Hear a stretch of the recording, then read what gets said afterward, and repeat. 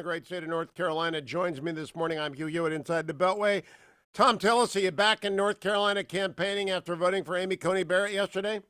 I'm headed out there in about 2 hours, Hugh. I'll literally be all over the state for the next 7 days in Greensboro and Wilmington, and then back to Charlotte today, and then back out tomorrow. Well, the latest poll I see has you up 2 points. I can't believe Cal Cunningham's within 10, given the disasters that have befallen his campaign. But let me start with the good news first. You got to vote for Justice Coney Barrett last night. How much does that matter to the people of North Carolina? It matters a lot, and it was a proud moment. I tell you, the people of North Carolina want judges who are originalists, they're textualists, and then Coney Barrett just did an extraordinary job on the confirmation hearing. People in North Carolina want her there, and I was proud to cast my vote for her last night. Now, the second thing is, what did the people of North Carolina think about Joe Biden's vow to transition away from the oil industry? I think they see it for what it is. I mean, Joe Biden's saying whatever he thinks he has to get elected, but the fact of the matter is he's on record as saying that he would shut down fracking, he would shut down drilling, he would shut down the Gulf of Mexico. That would destroy our current position as an energy superpower. And I think those people, and then he says, well, it's not going to be for 30 years. Well, that starts now. And it would destroy it, and it would happen much sooner than he thinks because he would cut the legs out from underneath the industry. Then we go back to the Middle East, relying on energy from the Middle East. That Europe will increase their dependence on Russia. It's a bad strategic move, and it's a horrible economic move. It would crush millions of jobs in this country. Senator Thom Tillis, I had a diesel mechanic call this morning from Maryland. He's never called the show before. He's listened forever. I'm drive time in Maryland, so people are listening. And he said, we're out of business. I did this in the Army. It's the only thing I've ever done. You can't do this. But they intend to, and I guess they're supposed to go code. Right. I tell you, I just think everybody really needs to look at what the candidates are saying, and everybody needs to understand what this president has done. The economy, our military ascendancy after 8 years of cuts by the Biden administration, the opportunities that people had for blue-collar workers, first among them, increased under this administration. And the closing argument is, do you really want to go back to the failed policies of a Biden administration, or do you want to continue the extraordinarily helpful policies under President Trump and the Senate majority? We also have to focus on what candidates are not saying. Your opponent, Cal Cunningham, ran as a character candidate, as a great soldier, as a servant of the public. And he's gone silent since his first affair was revealed, which happened this summer during the campaign in his own house. I hate to bring this up. I think about the family. But he will not answer any questions about a second or a third affair. Am I right about that, Senator Tillis? You're absolutely right. And he's also being untruthful about my record. He says that I voted to cut military salaries. The fact is we've had historic ones when I was the chair of the personnel subcommittee that put the mark forward to allow that to happen. He said that we haven't helped veterans. The Veterans Administration is in the best shape it's been in decades. So he's not being truthful. He built a whole campaign on truth and honor. He's been untruthful and dishonorable. He's under investigation by the Army. Best case, he gets a letter of reprimand. Worst case, he gets court-martialed. That is not the kind of person that we want representing North Carolina in the U.S. Senate.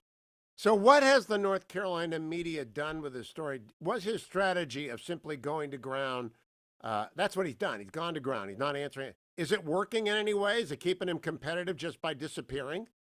Well, I think he's trying to just do no more damage. But the media, to be fair, the News and Observer, the Charlotte Observer, the Raleigh and Charlotte papers have withheld an endorsement, and they have gone after him because one of the few times the liberal media ever becomes objective is when you lie to them or you refuse to answer questions, and he's done both. You have to keep in mind when he first apologized, he said, I was guilty of an inappropriate text. He knew at that time that he was guilty of an adulterous affair with the wife of a wounded warrior. And then he waited until he got caught to tell the full truth. And then we find out the truth a couple of weeks later that he had a second affair. This is not the sort of person. This is an integrity. This is fundamental to the integrity of Cal Cunningham. And it is not something that a U.S. senator should be walking in. No U.S. senator should walk into the chamber with this record of, of dishonesty and dishonor. Now, Senator Thom Tillis, you got a great record. You've done very well by North Carolina. But it's a big state. It's got a lot of mountains in it. You got to go up to, I like to joke with my friend that she lives up in a hollow in the middle of nowhere, North Carolina. She's way out in the western part of the state, one of my old high school friends, and they love it out there. But how the heck do you get around that state in a week? Usually in my pickup truck, which is my happy place, but we move. I mean, we're moving all over the place. It's about almost 600 miles from Murphy to Manteo, and we'll do it several times this week. We'll get out to the people. We'll make our closing argument, and I think it's an argument that gets us elected on November 3rd. President coming to North Carolina this week? I believe we will. The vice president will be back several times. The president will be back at least once, if not twice. And by the way, Hugh, if anybody wants to know more about our race and what I stand for, I really do encourage them to go to votetillis.com to understand what's at stake in this race. And please get out. And they've got to get out their friends to vote. We turn out, we win. Now, tell me about early voting in North Carolina. Is it still possible or is it closed? It's shuttered in some states. I don't know what the information is in North Carolina. Early voting through Saturday. So every day this week up until Saturday, you can vote early. I'm carrying my absentee ballot to the polls. My wife and I are voting tomorrow, and I encourage everybody to vote early. You don't know what's going to happen on Election Day. What you do know, if you cast your vote today, it's going to be counted. So I'm with you on that. I keep telling people to go to keepamericaamerica.com for information. Does votetillis.com have North Carolina information on it? Votetillis.com. Okay. Now I want to close by talking about the money. The dark money is not given up on Cal Cunningham, though the Army has and veterans have and the military and North Carolina has and center-right people have. Dark money is not given up on him. That's Bloomberg money. How's your fundraising going? Right now we're almost at the $250 million mark. I think it's top $245 million, and the majority of that, the spread's very different. We had a 2-to-1 disadvantage in 2014, but they are pouring in dark money. It's Soros money, Steyer money, Bloomberg money, elites from California, elites, the hedge fund managers from New York. They're pouring it into this race, and we've got to look beyond that. That's why it's so important that people go out and just understand the stark choice they have between Thom Tillis and Cal Cunningham. It's not even close. Well, Senator, how in the world, what's left to buy? There isn't a quarter. I mean, there isn't enough media to buy. People tell me that my Christian radio station affiliates down there have got Cal Cunningham ads on. It's the most ironic and disconcerting thing because they know about his affairs, but he's bought everything. What's left to buy?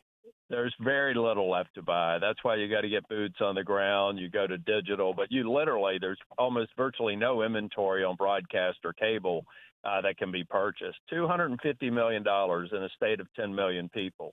And you see over $150 million in South Carolina, a state of 6 million people.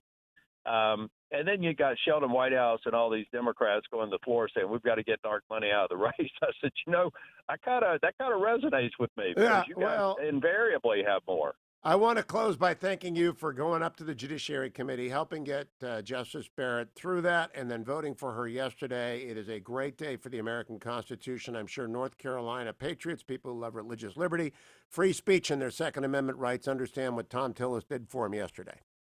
One of my proudest moments. I was happy to be there. I love serving on Judiciary Committee, and I know that we've confirmed a justice that's going to make my 2 granddaughters very proud when they open up those pocket cards that Amy Coney Barrett signed for me that say "Dream Big."